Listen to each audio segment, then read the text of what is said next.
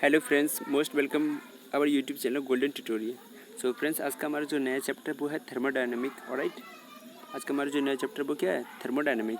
तो सबसे पहले फ्रेंड्स, इस चैप्टर को स्टार्ट करने से पहले हम सबसे पहले समझें कि थर्मोडायनामिक एक्चुअल में क्या है। ऑलराइट, सो जो हमारी थर्मोडायनामिक है,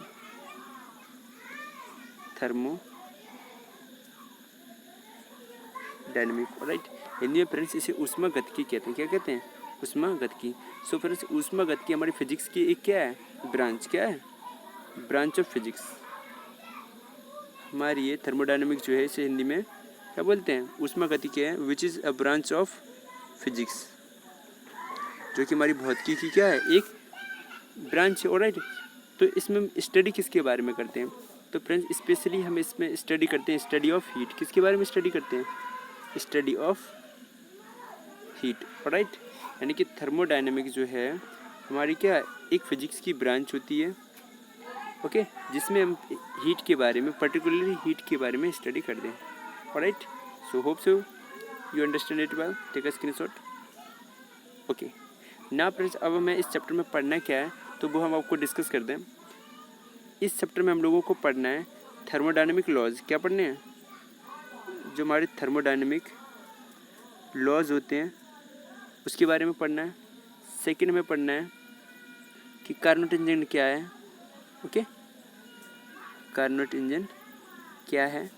और थर्ड हमने पढ़ना है जो कार्नोट इंजन की जो इफ़िशियंसी होती है उसका formula. Okay, efficiency of Carnot engine, efficiency of Carnot engine. Alright, तो फ्रेंड्स बेसिकली इस चैप्टर में तीन चीज़ पढ़नी है: thermodynamic laws, Carnot engine and efficiency of Carnot engine. Alright, Hindi में अगर बताना चाहें कि थर्मोडायनामिक लॉज में ऊष्मागतिकी के नियम, दूसरा कार्नोट इंजन, तीसरा कार्नोट इंजन की दक्षता। ऑलराइट, तो हमें तीन चीज़ें बेसिकली इसमें डिस्कस करनी है। ओके, सो फ्रेंड्स, इस वीडियो को स्टार्ट करने से पहले मैं आपको एक बात ज़रूर बताना चाहूँगा कि बेसिकली आप जैसा कि आप देख रहे हैं मेरे जो वीडियो जो सीक्वेंस से आ रहे हैं, सबसे पहले मैंने लॉजिक गेट चैप्टर को टारगेट किया एंड देन सेमीकंडक्टर को, और इसके बाद हम आज जो टारगेट कर रहे हैं वो किसको कर रहे हैं? थर्मोडायनामिक। ऑलराइट ना फ्रेंड्स, जो हमने एयरफोर्स या नेवी का हम सिलेबस उठा के देखते हैं तो उसमें अगर सीक्वेंस से देखें तो बहुत ईजी चैप्टर पहले होते हैं, like unit and dimension, force and friction, surface tension, work power and energy, motion in a straight line, motion in a projectile motion, circular motion. Right, so friends basically हम इस तरह से ये starting के जो चैप्टर होते हैं basically बहुत ही ज़्यादा इजी होते हैं, और मोस्टली यूट्यूब पे जितने भी टीचर्स हैं जो ऑनलाइन टीच कर रहे हैं, मैं वेल क्रिटिसाइज नहीं कर रहा हूँ, अगर टीच कर रहे हैं तो उनके पास भी कुछ यूनिक टैलेंट है। राइट, लेकिन मोस्टली आप लोगों ने देखा वो इजी चैप्टर को पहले टारगेट करते हैं। लेकिन फ्रेंड्स याद रहे कि जितने भी कम्पिटिटिव एग्ज़ाम, अगर फिजिक्स लाइक डिफेंस एग्जाम, अगर हमारा एयरफोर्स हो गया, नेवी हो गया, एनडीए होगा, अगर पेपर को, अगर क्वेश्चन पेपर को अगर लेंदी बनाने वाले चैप्टर हैं, वो लास्ट के 6-7 चैप्टर ऐसे हैं, ठीक है, जो क्वेश्चन पेपर को हर बार लेंदी बना देते हैं। तो वो कौन से चैप्टर हैं फ्रेंड्स, मैं आपको मेंशन कर दे रहा हूँ, और इस मेरे अकॉर्डिंग आपको सबसे पहले इन्हीं चैप्टर पर कमांड करनी चाहिए। ऑलराइट, सो पहला चैप्टर हमारा लॉजिक गेट, सेकेंड है हमारा सेमीकंडक्टर। ओके, चल लिख के बता देते हैं जो चैप्टर क्वेश्चन पेपर को कॉम्प्लेक्स बनाते हैं। ऑलराइट, वो चैप्टर कौन कौन से वो भी हम आपको डिस्कस कर देते हैं। पहला हमारा लॉजिक गेट, ओके, सेकेंड हमारा semiconductor, semiconductor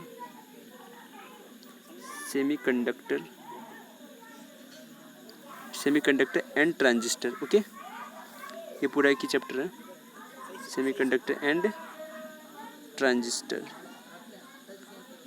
okay, third chapter हमारा जो भी हम लोग लॉजिक गेट, सेमीकंडक्टर एंड अब हम जो डिस्कस कर रहे हैं वो क्या? थर्मोडायनामिक। ओके, तीन चैप्टर ये हो गए। Now take a screenshot and gravitation, okay, elasticity,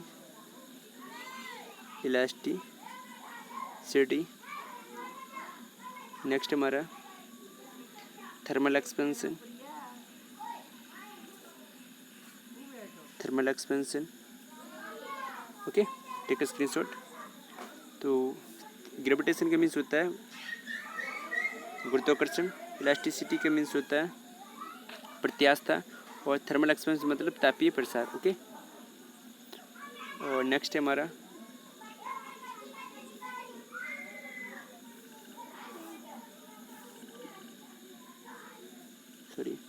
next हमारा wave and sound wave. Okay, and next modern physics.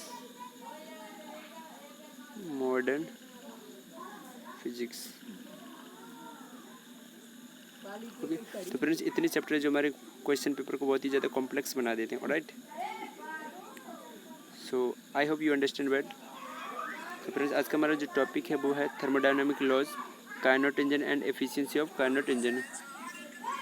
तो सबसे पहले हम समझेंगे थर्मोडायनामिक लॉज। ओके, तो चलिए थर्मोडायनामिक लॉज में बेसिकली हमें 4 लॉ पढ़ने हैं। पहला है हमारा zeroth law of thermodynamic. Okay, second है हमारा first law of thermodynamic. Okay, इसी प्रकार second law of thermodynamic and third law of thermodynamic. Okay, तो सबसे पहले हम समझेंगे जीरोथ लॉ ऑफ थर्मोडायनामिक क्या है। तो चलिए फ्रेंड्स सबसे पहले हम समझेंगे zeroth law of thermodynamic.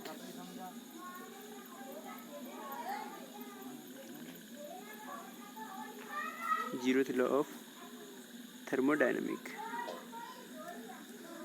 Okay, तो फ्रेंड्स हम आपको डायग्राम बना के समझाएंगे। ओके,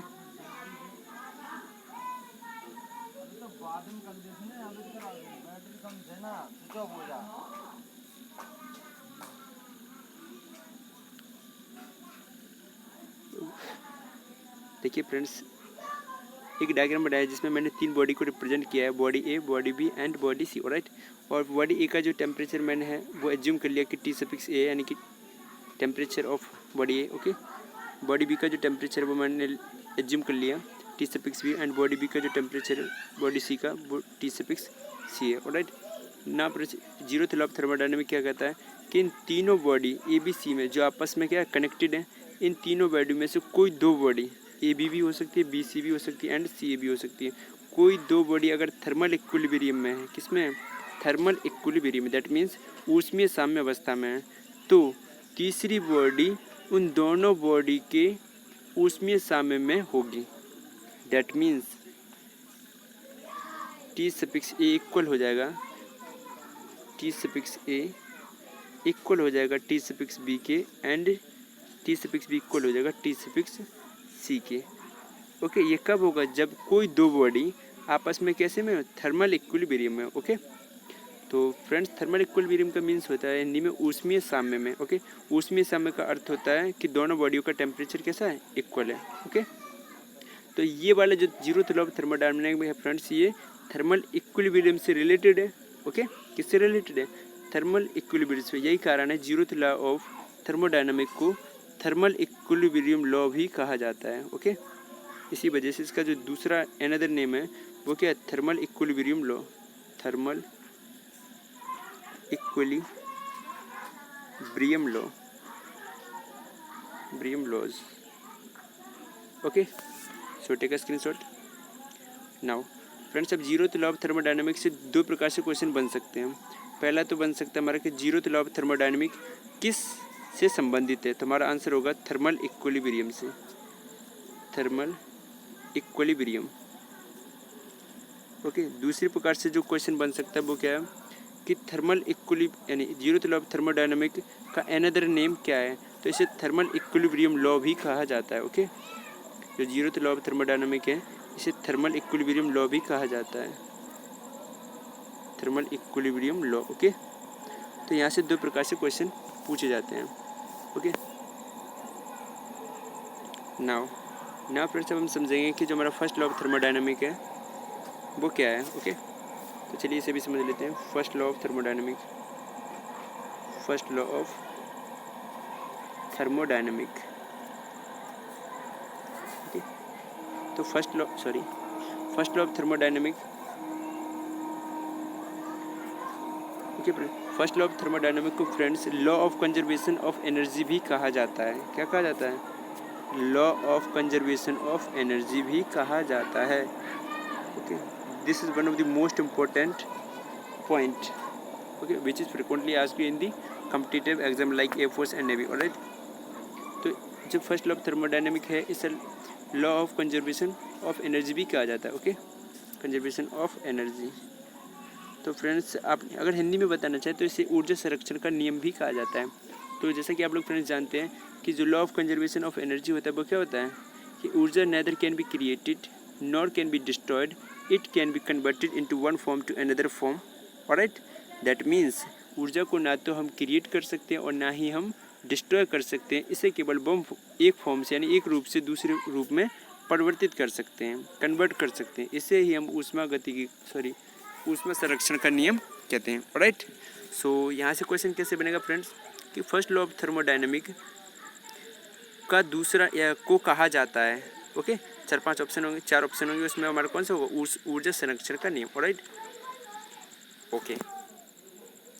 ना फ्रेंड्स अब हम पढ़ेंगे क्या फर्स्ट लॉ ऑफ थर्मोडायनामिक की जो मैथमेटिकल फॉर्म है वो क्या है। ऑलराइट, देखिए फ्रेंड्स मैथमेटिकल फॉर्म पढ़ने से पहले देखिए मैं मैथमेटिकल फॉर्म लिखाऊंगा लेकिन इसे याद नहीं करना है आपको। अगर आप इमेजिन अच्छे से कर पाएंगे तो 100% आप इस फॉर्मूले को लाइफ टाइम तक याद रख पाएंगे। ओके, जैसे कि मैंने याद कर रखा है। ओके, राइट, चलिए फ्रेंड्स, तो फर्स्ट लॉ ऑफ थर्मोडायनामिक का हम क्या पढ़ेंगे? मैथमेटिकल फॉर्म यानी कि गणितीय रूप। Mathematical form of first law of thermodynamic. Okay, first law of thermodynamic. Okay, तो देखिए friends first law of thermodynamic का जो मैथमेटिकल फॉर्म क्या है वो क्या होता है? Q equals to delta U plus W. क्या होता है? Q equals to delta U plus W. Okay, where अब इन सभी के बारे में पहले समझ लेते हैं Q क्या होता है। तो Q क्या है? Q हमारी क्या है? Given heat to the system. क्या है? Given heat to the system, यानी कि जो हीट सिस्टम को दी जाती है। ओके, और डेल्टा U क्या है? Change in internal energy. क्या है? Change in internal energy, change in internal energy. Okay, और हमारा जो W है वो क्या है? Work done by the system. Okay, W क्या है? Work done by the system. Alright, okay, देखिए फ्रेंड्स अब हम थोड़ा जो हमारा मैथमेटिकल फॉर्म है Q equals to delta U plus W उसे अच्छे से एक्सप्लेन कर लेते हैं। ओके, तो देखिए हमारे फर्स्ट लॉ ऑफ थर्मोडायनामिक का जो मैथमेटिकल फॉर्म था वो क्या था? Q equals to delta U plus W. Okay, ये हमारा फर्स्ट लॉ ऑफ थर्मोडायनामिक। अगर इसका डिफरेंशियल फॉर्म लिखना चाहें यानी कि अवकल समीकरण तो इसका क्या होगा? दोनों तरफ डिफरेंशिएट कर देंगे तो D Q equals to D U plus D W. Okay, next step अगर फर्दर लिखना चाहें तो डी यू प्लस डी और डब्ल्यू बराबर प्रेशर और वॉल्यूम के टर्म्स में फॉर्मूला होता है P V. W equals to formula क्या होता है? पी वी, यानी कि प्रेशर इंटू वॉल्यूम। राइट, तो इसे ऐसे भी लिखा जा सकता है। This is the differential form of first law of thermodynamic, यानी कि आपका समीकरण है। राइट, ना फ्रेंड्स अब आपको टेक अ स्क्रीनशॉट। तो थोड़ा हम वर्क के बारे में बता दें कि वर्क जो होता है फ्रेंड्स वो बेसिकली 2 टाइप्स का होता है। वर्क पॉजिटिव भी हो सकता है और वर्क नेगेटिव भी हो सकता है। ओके, इसलिए मैंने आपने देख रहा होगा मेरे नोट्स में तो यहाँ पे प्लस माइनस लगा हुआ है। क्या लगा हुआ है? Plus minus. क्यों लगा हुआ? क्योंकि हम जानते हैं कि जो वर्क होता है 2 प्रकार का होता है, पॉजिटिव भी होता है और नेगेटिव भी होता है। अब पॉजिटिव कब होगा और नेगेटिव कब होगा चलिए वो भी समझ लेते हैं। ऑलराइट,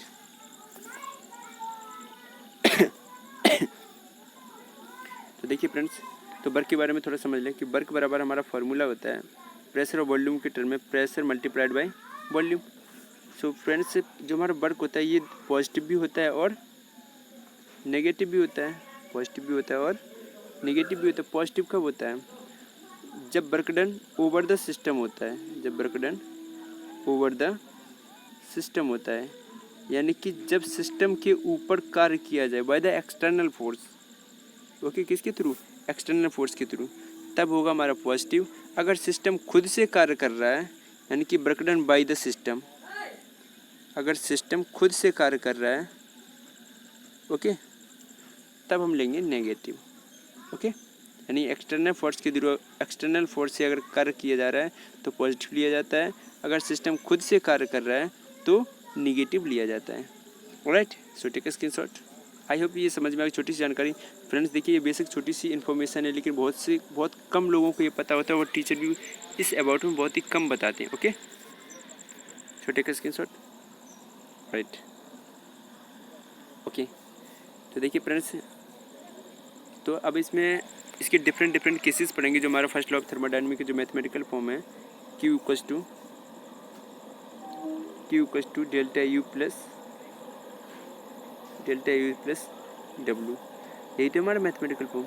अब डिफरेंट प्रोसेस के लिए डिफरेंट इसकी वैल्यू होती है। ओके, तो इसमें डिफरेंट प्रोसेस कौन कौन सी है, जैसे like isothermal, isobaric, isochoric. Okay, तो 4 प्रोसेस के बारे में हमें इसमें पढ़ना है। ऑलराइट, तो चलिए बारी बारी से समझ लेते हैं। तो सबसे पहले हम पढ़ेंगे क्या,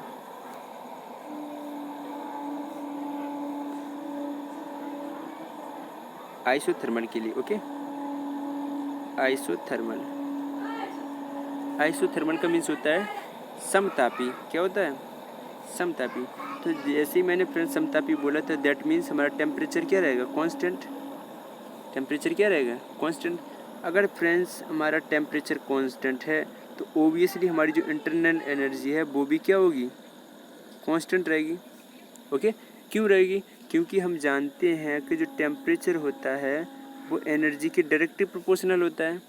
ओके, अगर आपको नहीं पता है फ्रेंड्स तो लिख लीजिएगा। ओके, जो टेम्परेचर है वो एनर्जी के क्या होता है, डायरेक्टली प्रोपोर्शनल होता है। दैट मीन्स टेम्परेचर एनर्जी पर डिपेंड करता है। अगर एनर्जी कांस्टेंट है तो टेम्परेचर भी कांस्टेंट होगा, अगर टेम्परेचर कांस्टेंट है तो एनर्जी भी कांस्टेंट होगी। ओके, ये डायरेक्टली प्रोपोर्शनल का मीन्स होता है। ऑलराइट, सो देखिए फ्रेंड्स, अगर हमारा टेम्परेचर कांस्टेंट है तो हमारी जो इंटरनल एनर्जी वो भी कांस्टेंट होगी।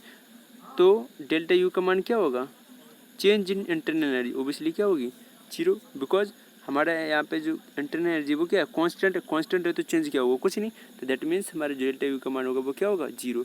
तो डेल्टा यू का मान अगर बाई इक्वेशन नंबर 1 में प्लेस कर दें तो हमें क्या मिल जाएगा, Q इक्वल्स टू W। क्या मिल जाएगा, Q equals to W।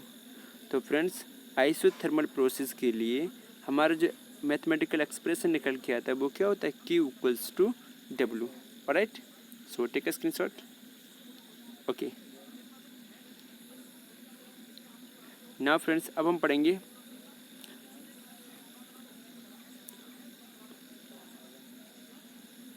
Isochoric के लिए। किसके लिए पढ़ेंगे, फॉर आइसोकोरिक प्रोसेस, यानी कि सम आयतनिक, फॉर आइसोकोरिक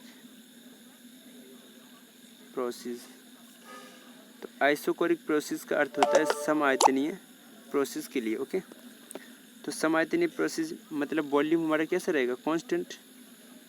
वॉल्यूम कैसा रहेगा, कांस्टेंट रहेगा। ओके, तो देखिए फ्रेंड्स, अगर वॉल्यूम कांस्टेंट रहेगा तो ओबियसली हमारा डेल्टा बी का मान क्या रहेगा, 0। डेल्टा बी का मान क्या रहेगा, 0 रहेगा। ओके, तो देखिए why question number 1, Q equals to क्या है, delta U plus P delta B. याद रखिएगा फ्रेंड्स, जो हमारा ऊष्मा गति का जो फर्स्ट लॉ होता है उसमें प्रेशर हमेशा ही क्या रहता है, कांस्टेंट रहता है। ओके, प्रेशर क्या रहता है, कांस्टेंट रहता है। वॉल्यूम चेंज हो सकता है लेकिन प्रेशर कभी भी चेंज नहीं होता है। Okay, so keep this thing in mind. Alright, तो फ्रेंड्स यहाँ पे हमारा डेल्टा बी का मान क्या है, 0 है। इस प्रकार से हमें मैथमेटिकल एक्सप्रेशन क्या मिलेगा, Q equals to delta U. Okay, तो आइसोबारिक प्रोसेस के लिए जो हमारा फर्स्ट लॉ से फर्स्ट लॉ ऑफ थर्मोडायनामिक का जो मैथमेटिकल एक्सप्रेशन निकल के आता है वो क्या निकल के आता है, Q equals to delta U. Alright, so I hope you understand. Okay, तो हम लोगों ने फ्रेंड्स आइसोथर्मल के लिए पढ़ा, आइसोथर्मल प्रोसेस के लिए और आइसोकोरिक प्रोसेस के लिए। ओके, अब हम पढ़ेंगे किसके लिए, एडियाबैटिक प्रोसेस के लिए। ओके, तो फॉर एडियाबैटिक प्रोसेस, सूत्र क्या था, Q equals to delta U plus W. Okay, अब हमें चाहिए किसके लिए, एडियाबैटिक प्रोसेस के लिए। ब्रश चेंज कर लेते हैं। तो देखिए फ्रेंड्स, ये भी समझ लेते हैं जो एडियाबैटिक प्रोसेस है। तो एडियाबैटिक प्रोसेस ये क्या होती है, ये प्रोसेस एक ऐसी प्रोसेस जिसमें ऊष्मा का न तो आदान, यानी कि एक ऐसी प्रोसेस जिसमें ऊष्मा का कोई आदान प्रदान नहीं होता, यानी कि हीट का ट्रांसफ़र नहीं होता, यानी कि क्यू का मान क्या लेते हैं, 0 ले लेते हैं। तो इसमें पुट कर देंगे तो हमें क्या मिल जाएगा, Q equals to, sorry Q का वैल्यू 0 प्लस कर देंगे तो हमें क्या मिल जाएगा, 0 equals to delta U plus W, या फिर डब्ल्यू इक्वल्स टू माइनस का डेल्टा यू, है ना, या फिर delta U equals to minus का डब्ल्यू। इन दोनों एक्सप्रेशन में से कुछ भी लिख सकते हैं। ओके, एक ही बात है, या तो फिर W equals to minus delta U लिख दें, या फिर delta U equals to minus W लिख दें। ओके, तो फॉर एडियाबैटिक प्रोसेस के लिए हमारा मैथमेटिकल एक्सप्रेशन क्या निकल के आता है, W equals to minus of delta U, या फिर delta equals to minus W. Okay okay, now अब लास्ट प्रोसेस हमारा वो क्या है, फॉर आइसोबारिक प्रोसेस। तो फ्रेंड्स, हमारा जो क्या बोलते हैं, जो एडियाबैटिक प्रोसेस था, एडियाबैटिक प्रोसेस को रूदोष्म प्रक्रम कहते हैं। ओके, रूदोष्म प्रक्रम एक ऐसा प्रक्रम होता है जिसमें हीट का आदान प्रदान नहीं होता है। दैट मीन्स उस केस में हमेशा ही क्यू का मान 0 लेते हैं। ओके, तो फ्रेंड्स ये रट लेना। ओके, नाउ हम पढ़ेंगे सॉरी कौन सा प्रोसेस था, आइसोबारिक प्रोसेस। ओके, अब हम पढ़ेंगे आइसोबारिक प्रोसेस। आइसोबारिक प्रोसेस, तो फ्रेंड्स 4 प्रोसेस के लिए अलग अलग मैथमेटिकल एक्सप्रेशन निकल के आते हैं। तो आइसोबारिक मीन्स होता है समदाबी। क्या होता है, समदाबी, यानी कि दाब कैसा रहता है, समान रहता है। समदाबी, सम मतलब समान, दाबी मतलब दाब। ओके, तो इसमें क्या होगा, प्रेशर क्या रहता है, कांस्टेंट रहता है। Okay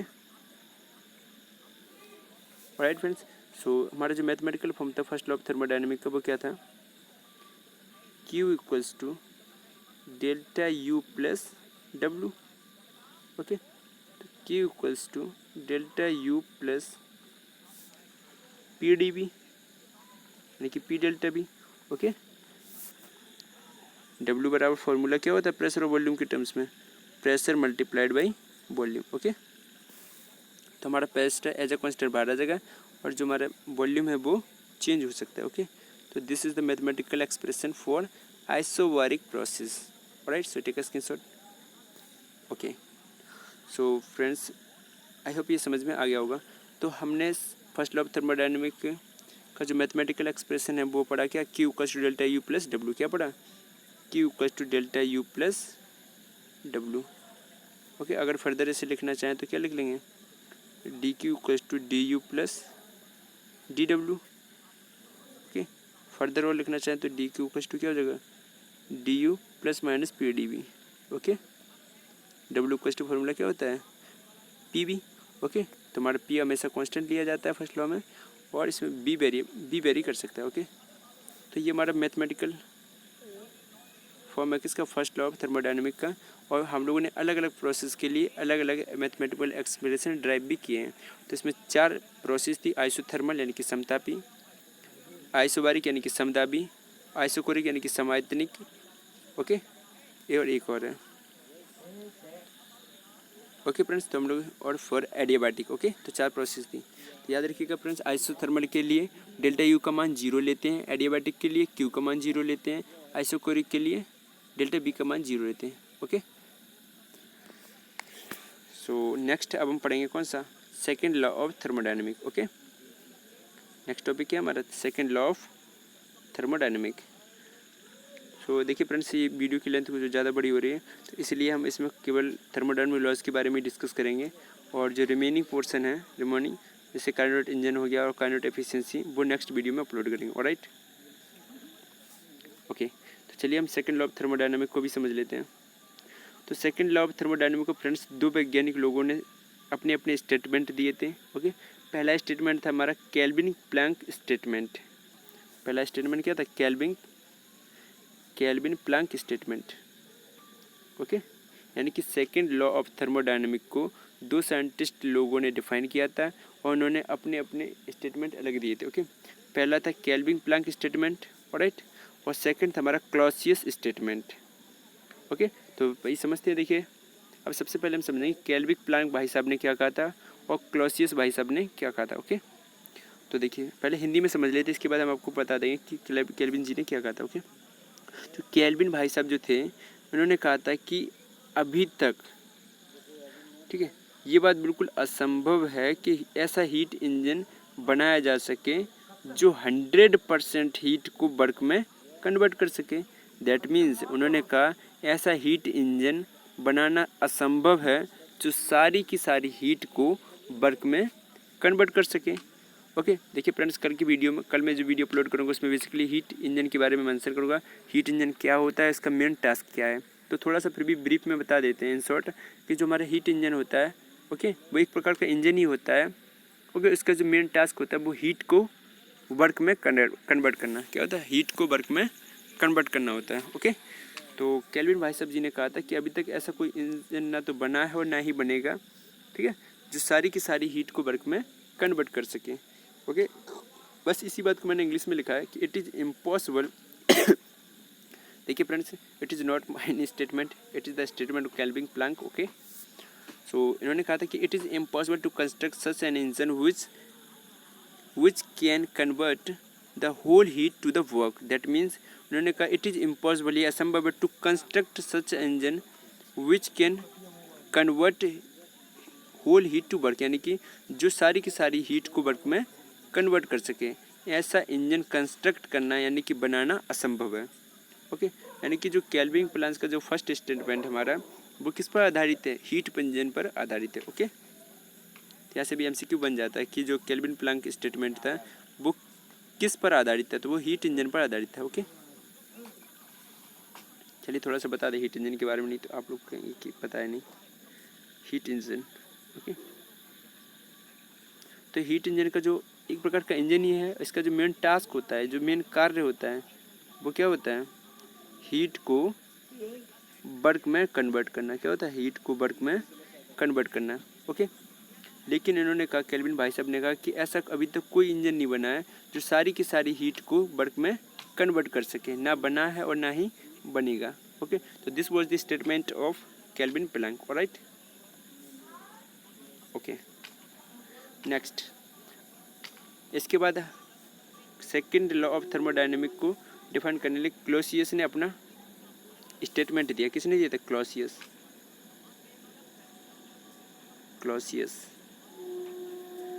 Clausius statement.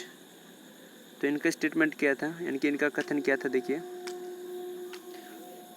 तो जो विधि का विधान है फ्रेंड्स, वो क्या है? जो हीट का जो ट्रांसफ़र होता है हाई टेम्परेचर से लो टेम्परेचर के टुबार्ड में होता है। वही जैसे हमारा जो रिवर होती हैं, जैसे भी नदी नाले जितने भी होते हैं, जैसे जो ऊंची ढलान है, ऊंची ढलान से जैसे नीची ढलान की ओर होता है, यानी कि पानी का जो बहाव होता है वो ऊंची ढलान से नीची ढलान की ओर होता है। सेम वे जो हमारा हीट का जो ट्रांसफ़र होता है वो हाई टेम्परेचर से लो टेम्परेचर के टुबार्ड में होता है कि नहीं? ओके, ये हमारा स्पॉन्टेनियस प्रोसेस है, यानी कि हमारा नेचुरल प्रोसेस है। ओके, विधि का विधान है। ओके, नाउ तो इन्होंने कहा कि अभी तक, यानी कि जो हीट का जो ट्रांसफ़र होता है वो हाई टेम्परेचर से लो टेम्परेचर की होता है, और ये तो इम्पॉसिबल है कि हीट का जो टेम्परेचर है लो टेम्परेचर से हाई टेम्परेचर में। बस यही हमारा स्टेटमेंट था किसका? क्लॉसियस का। ओके, तो इन्होंने इंग्लिश में ये बात इंग्लिश में लिख दी कि it is impossible to transfer the heat from low temperature to high temperature. Right, so यहाँ से फ्रेंड्स क्वेश्चन कैसे बनेगा? तो देखिए, यहाँ से जो क्वेश्चन बनेगा कि जो क्लॉसियस का स्टेटमेंट है किस पर आधारित था? तो हीट ट्रांसफ़र पर आधारित था। किस पर आधारित था? हीट ट्रांसफ़र पर आधारित। राइट, और जो देखिए ओके, जो क्लॉसियस का हमारा जो स्टेटमेंट है वो किस पर आधारित है? हीट ट्रांसफ़र पर आधारित है। किस पर आधारित है? Based on heat transfer, based on heat transfer. Okay, heat transfer. Okay, अगर क्लॉसियस भाई साहब नहीं भी बता दे तब भी इतने समझदार हम लोग, ठीक है। वैसे भी हाई टेम्परेचर से लो टेम्परेचर के टुबार्ड में ही होता है हीट का ट्रांसफ़र। ओके, तो ये हमारा फ्रेंड्स था second law of thermodynamic, alright. तो सेकंड लॉ ऑफ थर्मोडायनेमिक के दो वैज्ञानिकों लोगों ने अपने अपने स्टेटमेंट दिए थे, केल्विन प्लैंक। ओके, इन्होंने कहा था कि ऐसा ही हीट इंजन बनाना, कंस्ट्रक्ट करना इम्पॉसिबल है जो सारी की सारी हीट को वर्क में कन्वर्ट कर सके। ओके, और इसके बाद जो क्लॉसियस आए थे उन्होंने कहा कि ये काम बहुत ही असंभव है, जो मतलब असंभव हो गई नहीं, ठीक है, कि जो हीट का जो ट्रांसफ़र है लो टेम्परेचर से हाई टेम्परेचर के टुवार्ड में हो, राइट। तो इन अनदर वर्ड मैंने लिख रखा है कि heat always flow from high temperature to low temperature which is a spontaneous process. Okay, spontaneous का मीन्स होता है फ्रेंड्स, अलग से स्पेलिंग लिख देते हैं आपको, स्पॉन्टेनियस। ओके, स्पॉन्टेनियस का मीन्स होता है नेचुरल। स्पॉन्टेनियस का मीन्स क्या होता है? नेचुरल। ओके, नाउ अब हमारा जो लास्ट लॉ है वो क्या है? Third law of thermodynamic. Okay, तो थर्ड लॉ ऑफ थर्मोडायनेमिक से फ्रेंड्स बहुत ही कम क्वेश्चन बनता है, अभी तक तो मैंने देखा नहीं है। ओके, और इसके चांसेस भी कम है, लेकिन फिर भी हम थोड़ा सा बस मैंने लिख दिया है कि थर्ड लॉ ऑफ थर्मोडायनेमिक को हम लॉ ऑफ एंट्रोपी कहते हैं। क्या कहते हैं? थर्ड लॉ ऑफ थर्मोडायनेमिक को लॉ ऑफ एंट्रोपी भी कहा जाता है। ओके, जो हमारा थर्ड लॉ होता है उसे क्या कहते हैं? Law of entropy. क्या कहा जाता है?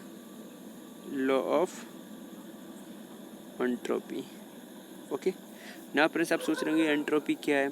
तो देखिए फ्रेंड्स, जब ये थर्मोडायनेमिक है, जो हमारी मेन टॉपिक है इस चैप्टर में, लाइक हमारा जो थर्मोडायनेमिक लॉज हो गए, कार्नोट इंजन हो गया, कार्नोट इंजन की जो एफिशिएंसी हो गई है ना, और यानी कि जो इम्पोर्टेंट, और हमारा जो रेफ्रिजरेटर हो गया, और coefficient of performance of refrigerator हो गया, यानी कि जितने भी इम्पोर्टेंट टॉपिक हैं, जब ये कंप्लीट हो जाएंगे तो फाइनली लास्ट में हम एक वीडियो बनाएंगे, उसमें हम आपको बहुत अच्छे से एक्सप्लेन करेंगे एंट्रोपी क्या है, एंथैल्पी क्या है, और इसका मैथमेटिकल फॉर्म क्या होता है। ओके, तो ये सब लास्ट वाली वीडियो में बता देंगे। Okay, so I hope friends ये आपको वीडियो समझ में आया होगा। तो इस वीडियो में हम लोगों ने केवल और केवल थर्मोडायनेमिक लॉज के बारे में पढ़ाया। Okay, so hope so you understand.